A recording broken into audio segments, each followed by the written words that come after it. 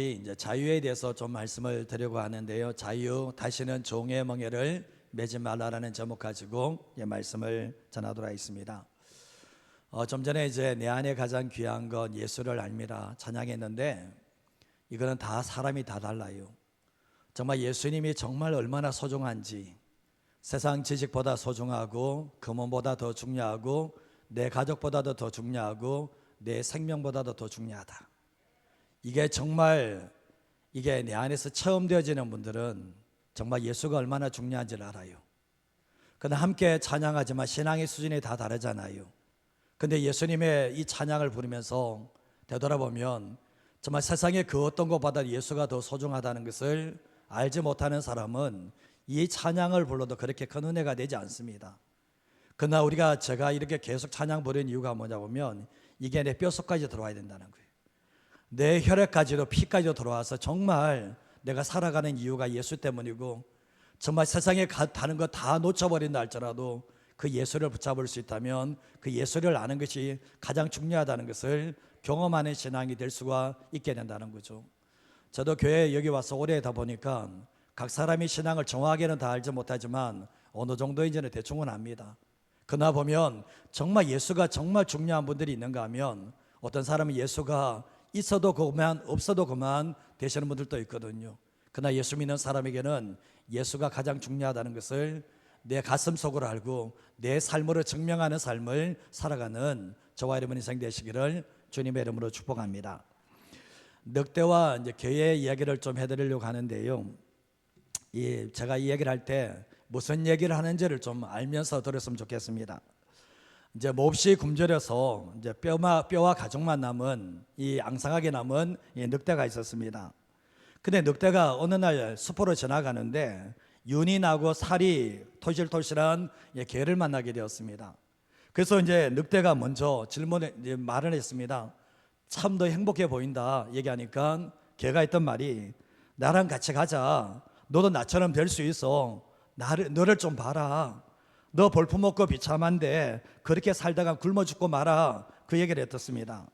그때 늑대가 널 따라가면 난 뭘 해야 되는데 얘기하니까 개가 했던 말이, 별것 없어. 가끔 사냥도 나가고 집에서는 주인에게 잘 보이기만 하면 돼. 그러면 주인이 너 사랑해주고 기여해주고 맛있는 음식도 줄 거야 얘기했습니다. 그때 늑대가 기쁜 마음으로 개를 따라가다가 문득 개의 목에 걸린 목걸이를 보게 되었습니다.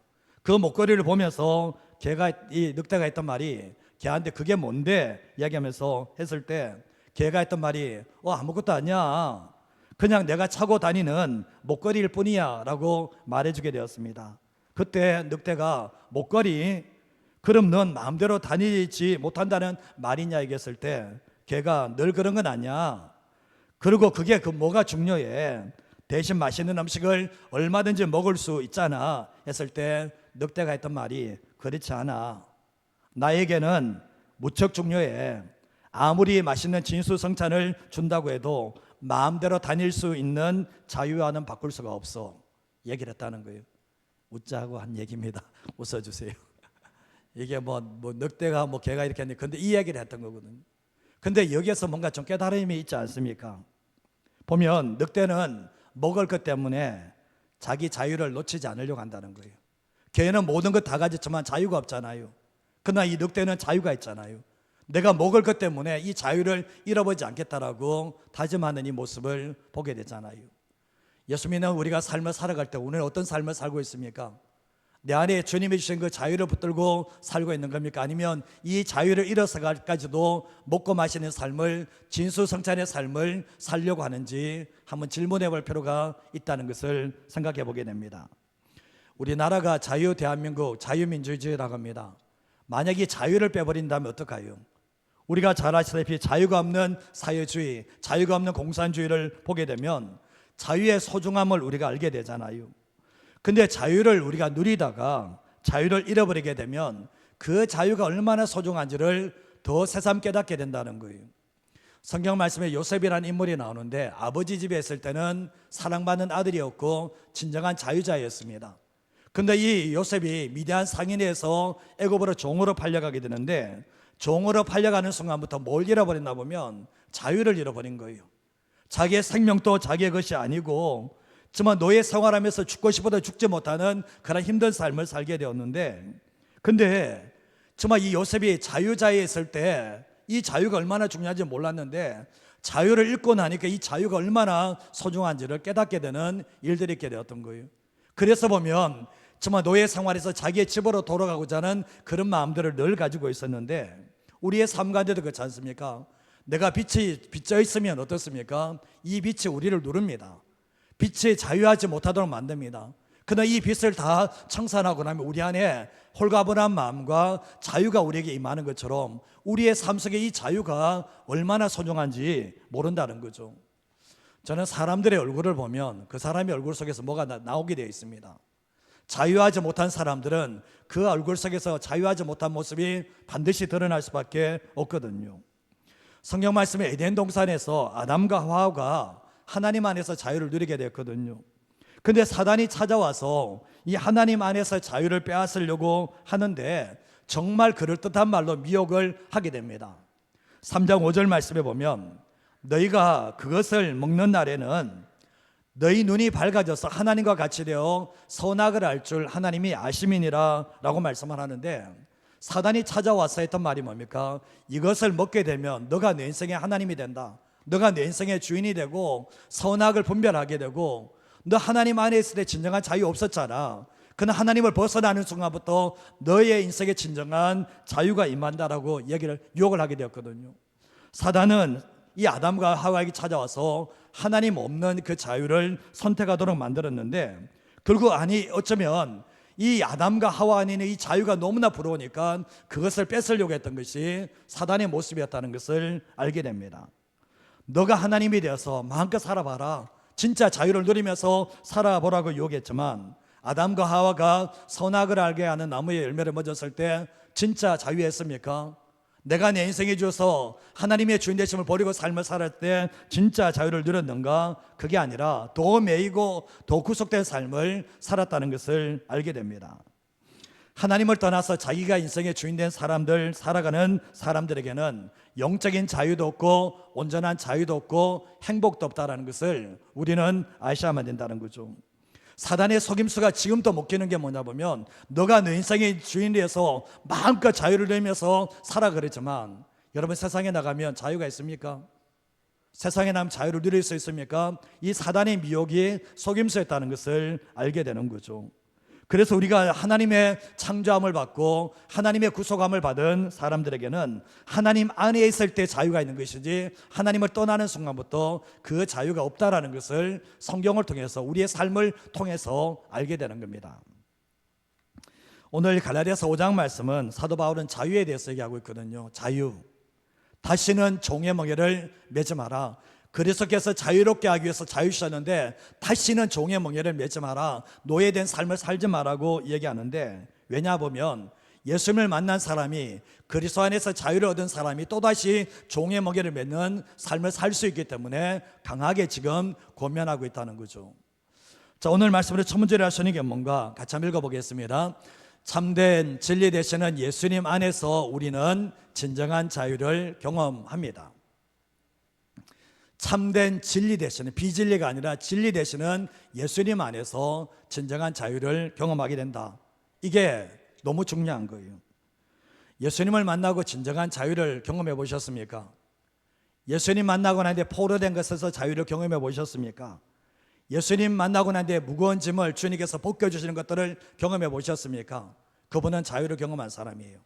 그러나 예수님을 만났음에도 불구하고 내 무거운 짐을 주님께서 가져가시는 그 자유를 경험하지 못했다면 그분은 아직까지 신앙인으로 돌아온 것은 아니라는 것을 생각해 보셔야 돼요.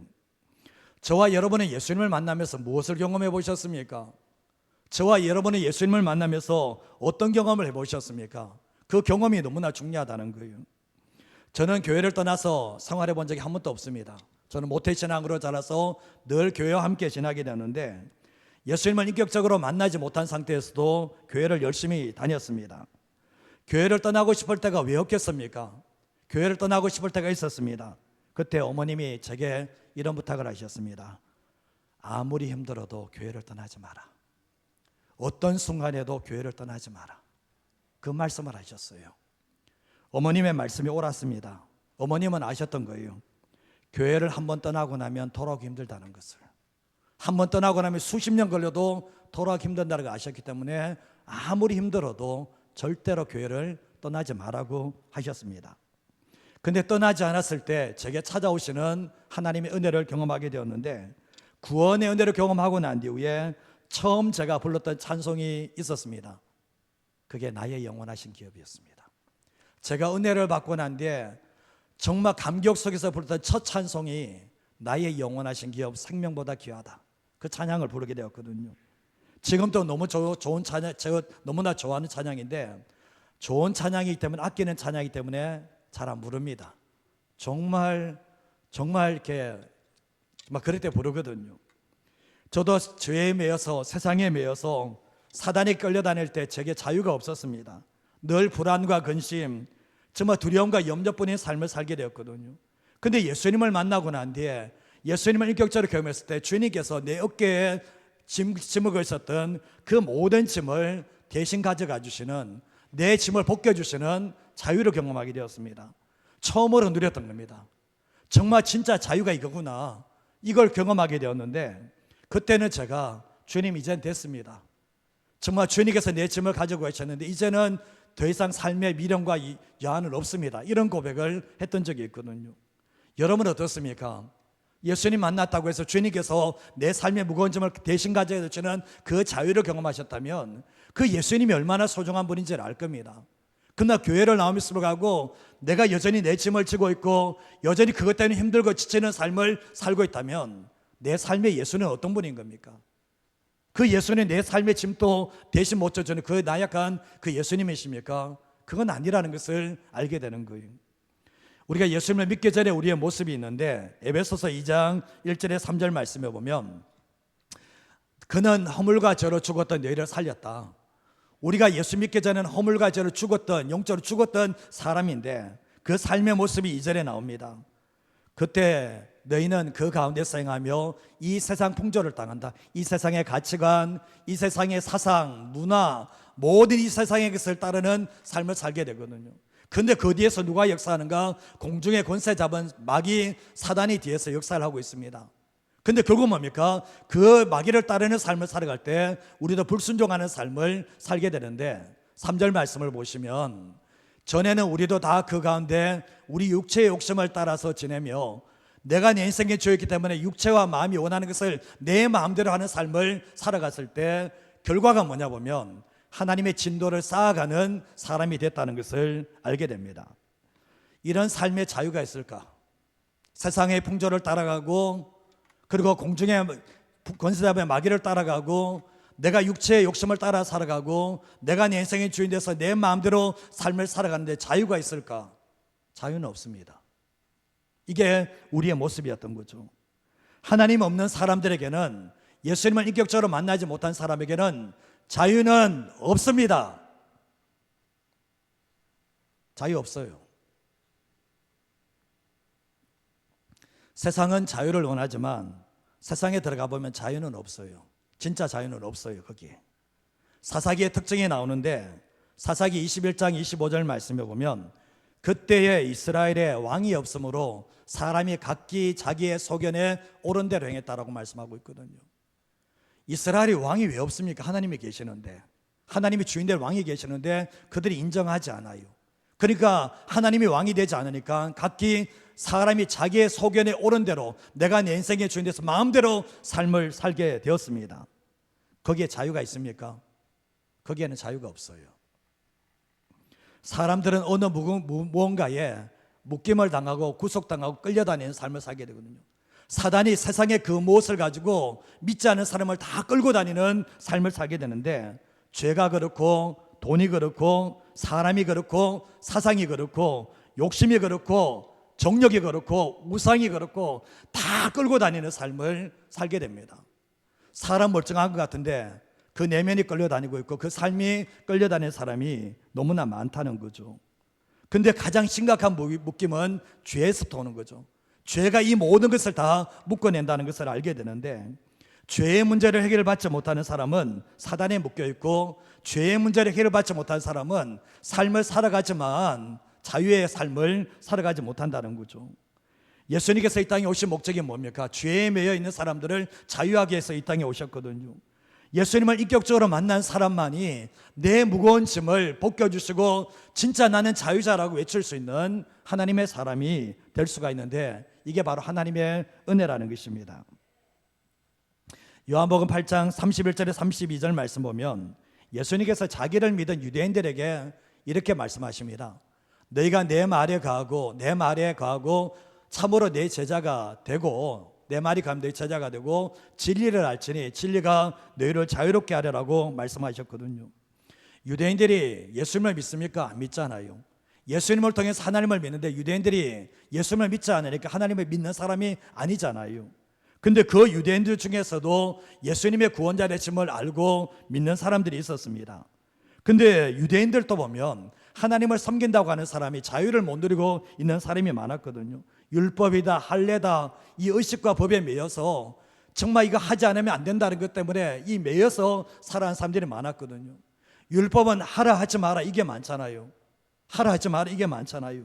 근데 율법을 지킬 수 있는 능력이 있는가? 지킬 수 있는 능력이 없는 거예요. 그러다 보니까 뭡니까? 그들 안에서 하나님의 말씀대로 율법대로 살아가지 못하는, 그래서 구속당하는, 얽매임을 당하는 그런 모습이 있게 되었던 거죠. 근데 예수님께서 정말 사람이 어렵게 되는 것은 율법의 행위가 아니라고 말씀하셨잖아요. 근데 자기를 믿은 유대인들에게 하셨던 말씀이 너희가 내 말에 가면 너희가 참 제자가 되고 진리를 알지니 진리가 너희를 자유케 하게 될 거라고 말씀하셨죠. 진리가 누굽니까? 예수님이 진리이고 진리가 하나님의 말씀이 진리인데 이들이 온전하게 알지 못하기 때문에 자유를 누리지 못하게 됐던 것입니다. 근데 이해를 못하는 거예요. 이렇게 말씀해도 33절 말씀해 보면 그들이 대답하되 우리가 아브라함의 자손이라 남의 종이 된 적이 없는데 어째서 당신은 우리가 자유롭게 되라고 말합니까? 얘기했을 때 예수님이 하셨던 말씀이 진실로 너에게 이르노니 죄를 범하는 자마다 누구의 종입니까? 죄의 종이다. 종은 영원히 집에 가지 못하되 아들은 영원히 간다라고 말씀하시면서 뒤에 말씀하면 아들이 너희를 자유롭게 하면 너희가 참으로 자유롭게 될 거다라고 말씀하셨던 거예요. 진리를 알지니 진리가 너희를 자유케 하다고 얘기하면서 이해를 못하니까 예수님께서 나중에 직접 얘기합니다. 진리 대신 내가 하나님의 아들인데 내가 너희를 자유롭게 하면 내가 참으로 자유롭게 될 거야. 주님께서 이렇게 말씀을 하셨던 겁니다. 예수님께서 십자가에 죽으시고 부활하신 이유가 뭡니까? 죄와 사망에 모여서 사단에게 질질 끌려다니는 정말 종된 삶, 자유가 없는 이 삶 속에 찾아오셔서 우리에게 자유를 주시기 위해서 예수님이 이 땅에 오셨습니다. 그러면 예수님이 우리가 이 땅에서 다른 곳에서 자유를 찾을 수 있는가? 다른 곳에서 자유를 찾을 수가 없습니다. 예수님께서 마태복음 11장 28절 말씀에 수고하고 무거운 짐진 자들아 다 내게로 오라 내가 너희를 쉬게 하리라고 말씀하셨거든요. 수고하고 무거운 짐을 진 사람들은 자유가 없어요. 짓눌려요. 그는 예수님께서 하시는 말씀이니까 너희들이 죄의 짐과 인생의 짐 때문에 수고하고 무거운 짐을 진 자들은 다 내게로 오면 내가 쉬게 하겠고 내게 자유를 주겠다라고 분명히 말씀을 하고 계시는 거예요. 누가복음 4장 18절 말씀에도 보면 주의 성령이 내게 임하시니 가난한 자에게 복음을 전하게 하시고 내게 성령의 기름을 부으셔서 나를 보내서 포로된 자에게 뭘 준다고요? 자유를 주겠다라는 거예요. 죄의 종이 되면 죄의 포로가 된다는 거예요. 근데 결국은 예수님께서는 포로된 자에게 자유를 주시기 위해서 이 땅에 오셨다라고 말씀을 합니다. 마가복음 5장 3절에서 5절 말씀도 보시면 그라사 광인인데 무덤 사이에 거처하는데 이제는 아무도 그를 쇠사슬로도 맬 수도 없고 여러 번 고랑과 쇠사슬에 매어서도 쇠사슬 끊고 고랑을 깨뜨리게 되는데 아무도 제어할 힘이 없는 거예요. 뒤에 말씀에도 보면 정말 이렇게 밤낮 무덤 사이에서 산에서나 늘 소리 지르며 돌로 자기의 몸을 해치고 있는데 이 사람에게 자유가 있습니까? 이 사람이 죄 때문에 그런지 모르지만 사단의 특징이 뭡니까? 사단은 그 사람을 완전히 파괴시켜버려요. 자유를 다 잃어버리도록 만들고 질질 끌려다니면서 인생을 망하게 만들어버리는 것이 사단의 역사라는 것을 알게 되는데 예수님께서 이 사람에게 찾아가서 귀신의 이 종된 포로된 사람들에게 찾아가서 예수님을 자유케 해주는 하나님의 역사가 있게 되었던 거예요. 우리의 삶을 살아갈 때도 마찬가지입니다. 죄의 문제를 해결하지 못한 사람은 세상 속에 자유 없습니다. 그 사람은 자유 못 누려요. 죽을 때까지 못 누려요. 그러나 예수님께서 이 땅에 오신 이유가 뭐냐 보면, 십자가에 죽으시고 부활하신 이유가 뭐냐 보면 우리를 자유케 하기 위해서였는데, 참된 진리 되신 예수님을 만난 사람만이 진짜 자유자의 삶을, 자유를 누리는 삶을 살게 되는 거예요. 예수님 만나고서 자유를 누리지 못했다는 것은 거짓말입니다. 그거는 예수님 만난 적이 없는 거예요. 주님은 아들을 만나면 자유가 있다고 얘기했었거든요. 그래서 예수 믿는 사람이 세상의 메인 삶이 아니라 자유자의 삶을 살아갈 수 있는 이유가 뭐냐 보면, 아들이 우리를 자유케 하기 때문에 자유자의 삶을 살아갈 수 있다고 말씀하는 거예요. 예수님께서 내 삶이 수고하고 무거운 짐을 벗겨주게 되면, 내 무거운 죄의 짐을 벗겨주는 순간부터 그 사람이 자유자가 되는 거예요. 그러나 그 문제를 해결하지 못한 사람들은 늘 어두워요. 늘 뭐에 매여 있어요. 늘 끌려다니는 삶을 살아가는 이유가 뭐냐 보면 예수님을 만나지 못했기 때문에 그래요. 예수님 만나지 못한 사람은 끌려다니게 되어 있습니다. 자유자가 될 수가 없는 거예요. 예수님이 이 땅에 오신 이유가 바로 우리에게 진정한 하나님 안에서의 자유를 주기 위해서 이 땅에 오셨다는 것을 잊지 마시고 살아가는 하나님의 사람 되시기를 바랍니다. 두 번째로 하시는 게 뭔가 같이 한번 읽어보겠습니다. 자유를 계속 누리려면 예수님의 복음 안에, 성령 안에 있어야 합니다. 진정한 자유를 계속 누리려면, 제가 지난번에 제자력교회 헌신예배 설교를 부탁하고 갔던 적이 있거든요. 근데 돌아오는 길에 신천지 안드레 지판가 크다란 거 있잖아요. 거기 보면 그 길을 지나오게 되었거든요. 오는데 그 엄청난 건물 속에 수많은 사람이 나오고 있더라고요. 근데 제가 운전을 하면서 그 사람들 얼굴 봤습니다. 자유 없습니다. 행복 없습니다. 있을 수가 없어. 진리가 자유케 한다. 근데 진리가 아닌데, 아들이 자유케 한다. 아들이 없는데 거기 어디에 자유가 있겠습니까? 제가 과거에 신천지가 커지기 전에 제가 이상해서 가본 적이 있습니다. 한 1000명 넘게 모인 곳에 가본 적이 있거든요. 근데 그 모습을 절대로 잊지 않습니다. 두려움에 사로잡혀 있는 모습. 두려움에 사로잡혀 있는 모습을 보기에는 뭔가 이상하다. 거기에 미혹되어 간 성도들은 주님이 주신 자유를 다 잃어버리겠다. 그게 제가 봤던 모습이었거든요. 이스라엘 백성들이 애굽 땅에서 종노릇하는 노예된 삶을 살게 되었죠. 그런데 하나님의 은혜로 종되었던 애굽에서 구원을 받게 되고 광야 40년을 거쳐서 약속의 가나안 땅, 자유의 땅에 들어가게 됩니다. 그런데 완전히 새 에덴과 같은 땅인데, 거기서 하나님께서 진짜 가나안 땅에서 자유를 누리고 행복을 누리도록 해줬는데, 자유를 온전하게 누렸습니까? 자유 온전하게 누렸습니까? 다 뺏겨버렸잖아요. 그럼 나중에 어떻게 됩니까? 바벨론 포로로 잡혀가는 일들이 있게 되었잖아요. 근데 결국 뭡니까? 우상 숭배와 불순종이 어떻게 만들어버렸습니까? 하나님이 주신 자유의 땅에서 하나님만 섬기고 사랑하고 순종하면 그 자유가 계속해서 커지는데 뭡니까? 그 땅에서 뭐 했습니까? 우상 숭배하고 불순종하는 삶을 살았잖아요. 그 결과가 어떻게 됩니까? 정말 이전의 모습보다 더 못한 모습으로 떨어져 버린 일들이 일어나게 되었던 거죠. 자유가 왔을 때는 자유를 잘 지켜야 되는 거죠. 하나님 안에서 주신 자유이기 때문에 하나님을 사랑하고 섬기면 그 자유가 더 커지게 되지만, 하나님이 주신 자유를 정말 하나님 안에 있지 않으면 그 자유를 뺏길 수 있다는 것을 우리는 말씀을 통해서 보게 되는 거죠. 로마서 6장 12절에서 24절 말씀을 같이 한번 읽어보겠습니다. 그러므로 너희는 죄가 너희 죽을 몸을 지배하지 못하게 하여 몸의 사욕에 순종하지 말고, 또한 너희 지체를 불의의 무리로 죄에게 내주지 말고, 오직 너희 자신을 죽은 자 가운데서 다시 살아난 자 같이 하나님께 드리며, 너희 지체를 의의 무기로 하나님께 드리라. 죄가 너희를 주장하지 못하리니 너희가 법 아래에 있지 아니하고 은혜 아래에 있음이라. 죄에 대해서 죽은 자가 세례를 받잖아요. 근데 세례를 받은 사람이 죽은 죄에 대해서 죽은 자는 죄를 반복하지 말라고 얘기하고 있습니다. 그리고 우리가 죄가 죽을 몸을 지배하지 않도록 죄에게 내주지 마라. 죽은 자에서 우리를 살리신 하나님께 내 자신을 드리라고 말씀을 하는데, 몸의 사욕에 순종하지 마라고 얘기를 합니다. 근데 결국 뭡니까? 죄가 너희를 주장하지 못하도록 하라고 말씀하고 있는데, 너희가 법 아래에 있지 않고 은혜 아래에 있기 때문이라고 말씀합니다. 예수 믿는 사람이 구원받았지만 하나님께 내 자신을 드리지 않으면 죄에게 내 자신을 드리게 되어 있거든요. 죄에게 내 자신을 드리는 순간부터 주님께서 내게 주신 그 자유가 다 뺏긴다는 것을 성경을 통해서 얘기하고, 죄에게 내 자신을 주는 순간부터 다시 죄의 종이 된다는 것을 성경의 말씀을 통해서 얘기를 하고 있는 거예요. 예수님을 믿고 나면 죽을 때까지 저절로 자유가 주어집니까? 예수 믿고 나면 죽을 때까지 내 안에 자유가 넘치는 삶을 살아갈 수 있습니까? 아니요, 안 되죠. 당연히 그럴 수 없죠. 제가 금요일날 말씀드렸지만 포도나무인 예수님께 가지가 붙어 있으면 무조건 열매 맺습니까? 아니죠.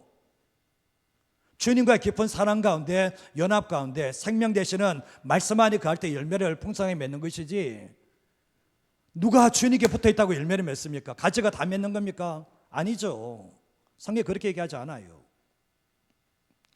성경 말씀 라오디게아 교회 모습을 한번 보세요. 정말 예수님을 뜨겁게 사랑했던 교회입니다. 뜨겁게 성도들이 신앙생활을 했습니다. 근데 어느 순간에 세상이 들어오면서 세상에 포로되고 세상의 종이 되고 죄의 종이 되고 사단의 종이 되었습니다. 열매가 있습니까? 그게 열매 없습니다. 자유가 있습니까? 거기에 자유가 없습니다. 요한일서 2장 말씀에 보면 세상을 사랑하며 아버지 사랑이 그 안에 있지 않다. 세상을 사랑한다는 게 뭐 육신의 정욕과 안목의 정욕과 이생의 사랑을 따라서 살아가는 삶인데, 그 삶에 자유가 있냐는 거예요. 자유 없습니다. 그게 사단이 원하는 게 뭔데요? 우리 안에 자유를 빼앗으려고 하는데, 이런 삶을 살아가는데 내가 주님 안에서 자유하다고요? 아니요, 그렇지 않습니다.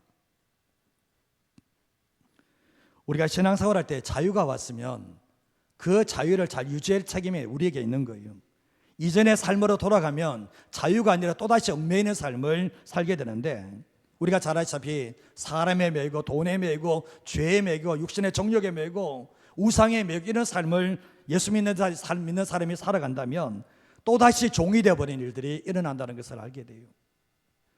갈라디아서 5장 1절 말씀을 보시면, 그리스도께서 우리를 자유롭게 하려고 자유로우셨으니 그러므로 어떻게 해요?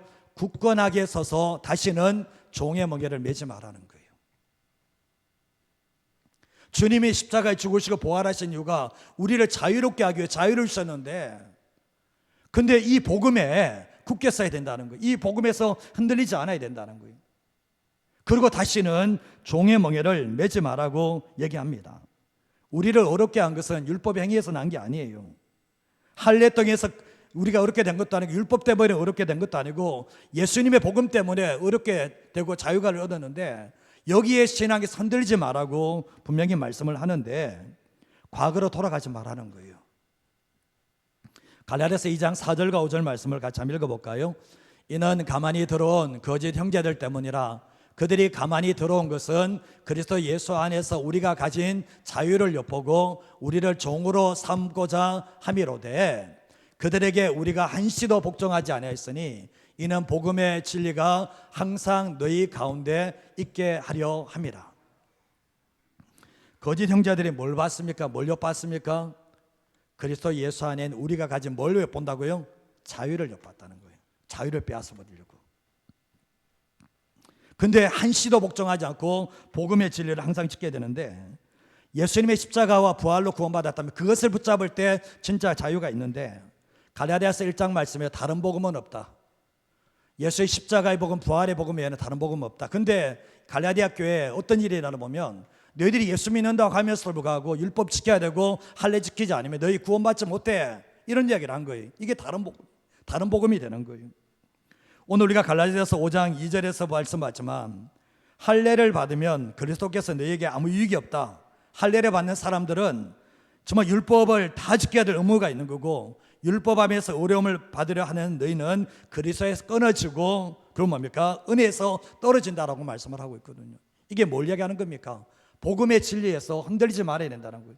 예수가 우리를 구원하고 예수를 우리를 자유케 한다 해서 흔들리지 말라고 분명히 말씀을 하고 있는 것입니다. 근데 베드로후서 2장 20절에서 22절 말씀도 보면, 우리 주 되신 구주 예수 그리스도를 알므로 세상의 더러움을 피한 후에 다시 그 중에 얽매이게 되면 나중 형편이 처음보다 어떻게 해요? 더 심해진다.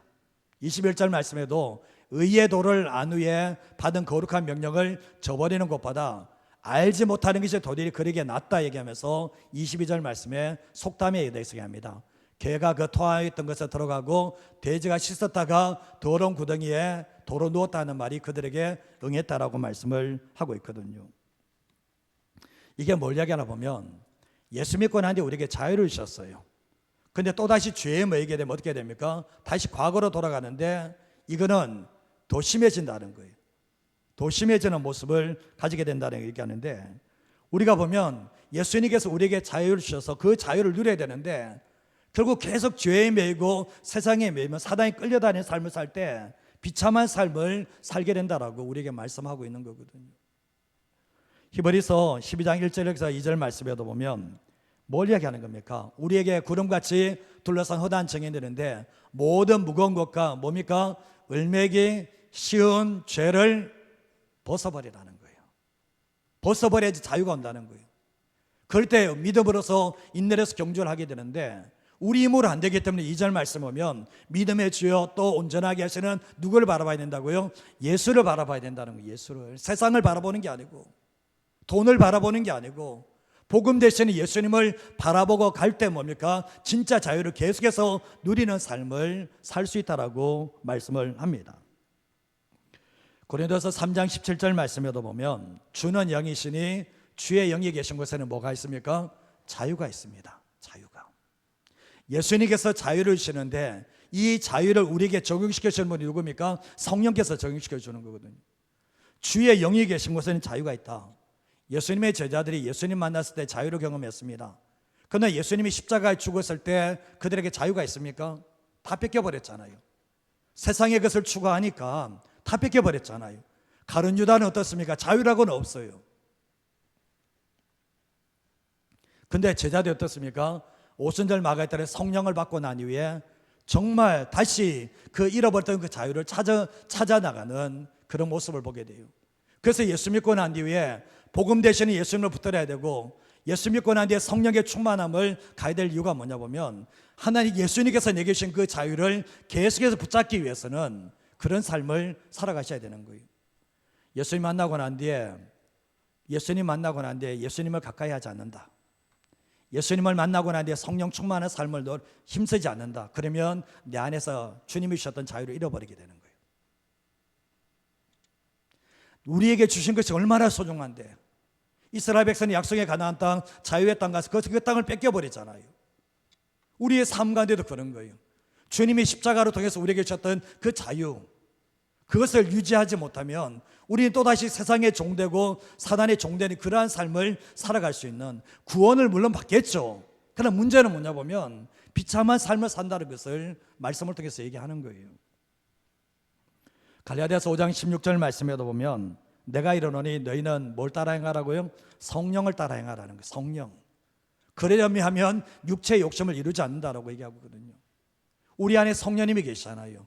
예수 믿는 사람은 성령님인데 그 성령님을 환영하고 인정하고 성령님을 따라 행하게 되면 자유자가 되기 때문에 사단의 육신의 욕심을 따라 살도록 만든 육신의 욕심 속에는 자유가 없어요. 그래서 주님이 하시는 말씀이 뭡니까? 성령을 따라 행하지 않으면, 예수님 만나고 복음 정말 믿고 성령을 따라 행하지 않으면 육체의 욕심을 따라 행할 수 있는 소지가 우리 안에 있기 때문에, 그러면 주님이 주셨던 그 자유를 잃어버리기 때문에 성령을 따라 행하라고 분명히 말씀을 하는 거예요.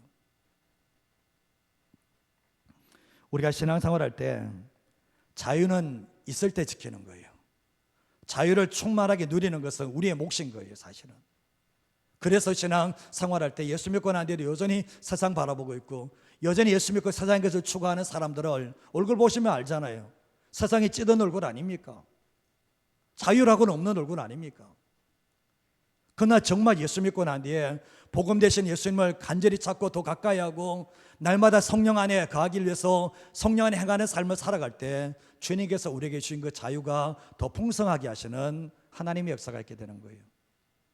그러지 않으면 잃어버리는 거예요. 또 우리의 삶을 살아갈 때 주님께서 주신 그 자유를 소중히 여기고 정말 우리가 예수님 안에 가려고 성령 안에 가려고 몸부림칠 수 있는 하나님의 사람 되시기를 주님의 이름으로 축복합니다. 마지막 한 가지만 더 말씀을 드리면 같이 한번 읽어보겠습니다. 진정한 자유자만이 하나님과 영혼들을 사랑으로 섬기는 종이 됩니다. 내가 자유를 얻었다고 내 마음대로 하는 겁니까? 이게 세상이 말하는 자유는 내가 자유이기 때문에 내 마음대로 하는 게 자유예요. 그게 자유입니까? 그러면 다른 사람 다 힘들게 만들어버립니다. 그건 방종이죠. 그리스도 안에서 진정한 자유자는 어떻게 살아가는가? 예수님처럼 살아갑니다. 진짜 자유자는 예수님처럼 살아가게 돼 있다는 거예요. 빌립보서 2장 5절에서 8절 말씀에 보면 사도 바울이 너희 안에 이 마음을 품어라. 누구의 마음입니까? 그리스도 예수의 마음입니다. 근데 예수님은 근본 하나님의 본체시나 하나님이시지만 하나님과 동등됨을 여기지 않았다. 그리고 7절 말씀 들어가면 오히려 자기를 비워 종의 형체를 가지사 사람들과 함께 같이 되셨다. 그리고 뒤에 말씀에도 보면 사람의 보다 못함으로 나타나서 자기를 낮추시고 죽기까지 복종하셨으니 그 십자가에 죽으셨다라고 말씀을 합니다. 예수님이 자유자입니까? 자유자 아니십니까? 예수님이 자유자가 아닌데 내가 어떻게 당신들에게 자유를 주냐는 거예요. 그리스도께서 우리를 자유케 하시려고 자유를 주셨다 했으면 예수님이 어떤 분이십니까? 자유자잖아요. 자유자. 근데 예수님이 자유자이신데 오늘 말씀에 6절 말씀을 빌립보 2장 7절 보면 하나님의 본체이시지만 하나님과 동등됨을 여기지 않았다. 그리고 인간의 모습으로 이 땅에 오셨는데 십자가에 죽기까지 복종하셨다. 이런 말씀을 하고 이거 뭡니까? 종 아닙니까 이거? 마가복음 10장 45절 말씀에도 보면 인자가 온 것은 섬김을 받으려 함이라 도리어 섬기려 하고 자기 목숨을 많은 사람의 대속물로 주려 합니다. 이게 마가복음은 종으로 오신 예수님에 대해서 얘기하고 있잖아요. 예수님은 자유자입니다. 예수님은 자유자지만 하나님께 종이 되고 사람에게 종이 됩니다. 뭐 때문에요? 사랑으로. 이게 자유자라는 거예요. 여러분 제가 오늘 1부 때 말씀드렸는데 여러분 자녀들에게 종이죠. 자식들에게 종 아닙니까? 그런 종이 없어. 돈 하나 안 나오는 좀 심합니까? 잠도 못 자. 그래 하는데 뭐 때문에 합니까? 자식에게 매여 있는 거예요. 나는 자유자지만 자녀를 어떻게 합니까? 사랑으로 종처럼 섬기는 거 아니에요? 주님이 그렇게 해주신 거 아니에요? 자, 이제 고린도전서 10장 31절 33절 보면 내가 먹든지 마시든지 무엇을 하냐 하나님의 영광을 하라고 얘기하는데 하나님의 교회에 거치는 자가 되지 말라는 거예요. 그러면서 하는 말입니까? 나와 같이 모든 일에 모든 사람을 기쁘게 하여 자기의 유익을 구하지 않고 많은 사람의 유익을 구하여 그들로 구원을 받게 하라고 말씀합니다. 사도 바울이 어떤 사람입니까? 자유자 아닙니까? 자유자니까 종의 멍에 지지 마라 그랬잖아요. 근데 사도 바울이 뭐라고 하는 겁니까? 나는 하나님의 예수님의 노예라고 표현을 해요. 종이라고 얘기해요. 그리고 여기서 보죠. 자기가 자유자 같으면 다른 사람 기쁘게 할 필요 있습니까? 없습니까? 없죠.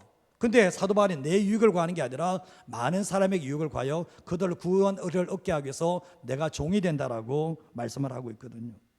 구약에 보면 깃두른 종이 있어요. 깃두른 종이 있는데 이제 희년이 되고 안식년이 되면 이제 종 된 사람들이 자유를 주거든요. 히브리 사람에게. 근데 주인이 내게 너무 잘해주면 내가 저 사람에게 내가 자유자를 될 수 있지만 내가 평생 당신을 위해서 종이 되겠습니다 했을 때 이 길을 뚫습니다.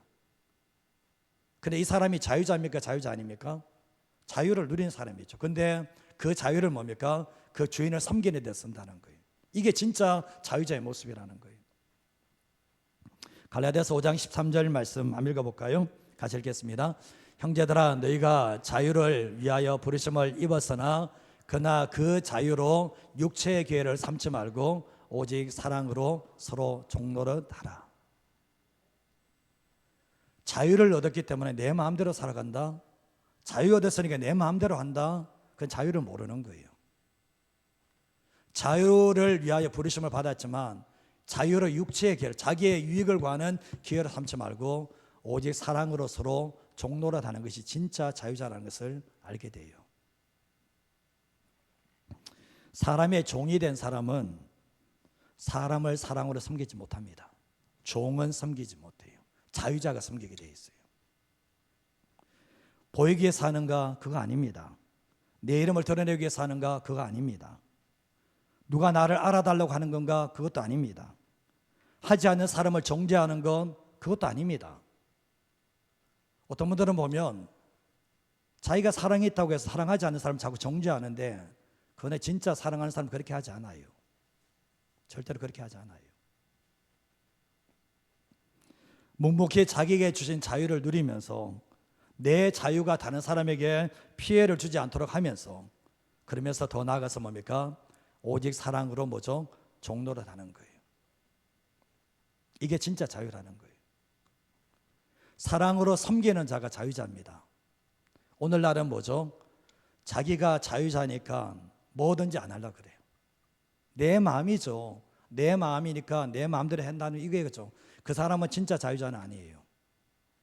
진짜 자유자는 뭐죠? 공동체를 위해서, 이웃을 위해서, 영혼들을 위해서 사랑으로 종로를 하는 사람이 진짜 자유자인 거예요. 예수님이 그랬잖아요. 사도 바울도 똑같잖아요.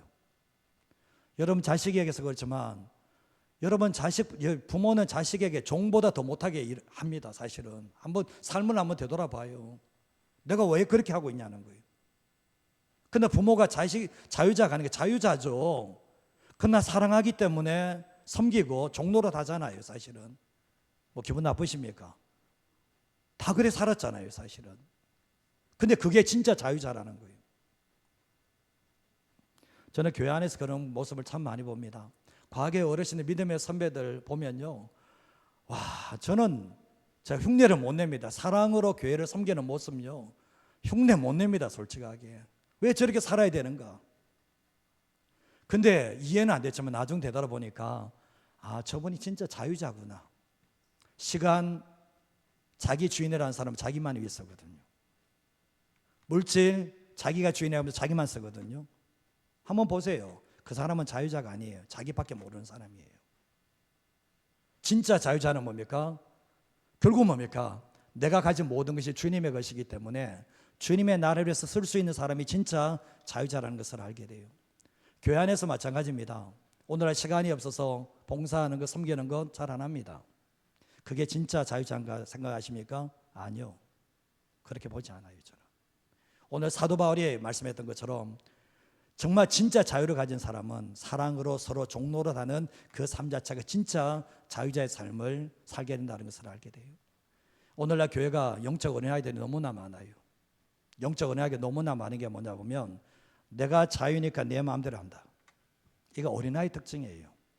그러나 성숙하면 내가 주님 안에서 자유를 누리지만 주님께서 나에게 종이 된 것처럼 내가 이 자유를 가지고 내가 주님을 종처럼 섬기고 영혼들을 종처럼 섬기는 그 사람이 진짜 자유자고 진짜 하나님께 쓰임받는 사람이라는 것을 알게 되는 겁니다. 말씀을 정리하도록 하겠습니다. 오늘 이 말씀을 보시면 참된 진리인 예수님만의 진정한 자유가 있습니다. 이거는 공식이에요. 그리고 또한 예수님을 믿는 사람은 이 자유를 누리시려면 복음 위에 굳게 써야 돼요. 예수님의 복음 위에 굳게 써야 되고 성령 안에 가셔야 돼요. 그래 그 자유가 우리 안에서 계속 흘러넘치는 거예요. 예수 믿고 난 뒤에 죄에게 자꾸 내 자신을 주게 되면 그 자유 다 잃어버립니다. 특징이 그거예요. 그리고 말씀을 마지막에 드렸던 것처럼 우리가 보면 정말 복음 안에 있고 성령 안에 있다면, 진짜 내가 자유를 누린다면 종이 될 수 있는 거예요. 부끄럽지 않은 거예요. 정말 내가 자유자는 예수님처럼 사랑으로 섬기는 것이 부끄럽지 않은 거예요. 그게 진짜 자유를 누리는 사람이라는 것을 잊어버리지 마시고요. 오늘 이 말씀 기억하시면서 진정한 자유자로 살아가는 저와 여러분의 인생 되시기를 주님의 이름으로 축복드립니다.